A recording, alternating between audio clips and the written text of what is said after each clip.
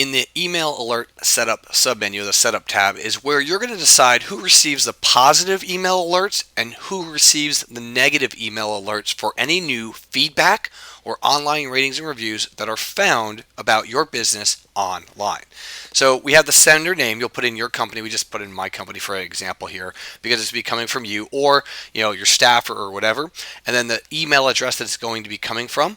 We can't come from a Gmail or an AOL account. So what we need to do is we actually need to update this for this gentleman, jamesbotdental.com, and it's going to come from Dr. James at. So like we discussed about in the previous video with the feedback emails is it needs to come from a specific email address, and you can set up who it goes to. So Dr. James actually wants that, so he can send it to himself.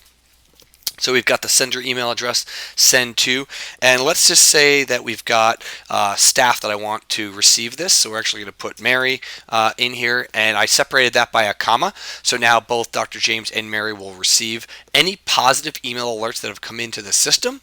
The email subject line, new positive feedback. If you've got multiple locations or something like that, you can put the business location or anything that you would like your staff to see. Then we have a quick little message in here that says, good news, one of your customers just left you favorable feedback. And then we have the rating, the review, and the customer first name in this case. You can also add in additional macros. So if you have the customer's additional information, you can actually add in additional content that you may have for them as well if you're collecting that or sending that into the system. Now, for the negative email alerts, you can decide who receives this in the business as well. Maybe you only want your key staff or your customer satisfaction expert to handle this. So in that case, for the negative email alert, as a business owner, I want to know, and I'm going to send it to just staff and I'm going to actually change this right here so that now just my key staff gets that. So my key staff member and myself receive that if I was James Bob Dental. Email subject line, customer concern from recent visit.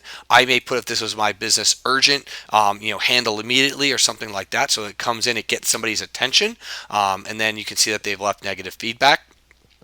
The rating, the review, and then you can also add in the customer information, customer name, email address, phone number, if you have that. When you're done, click on submit.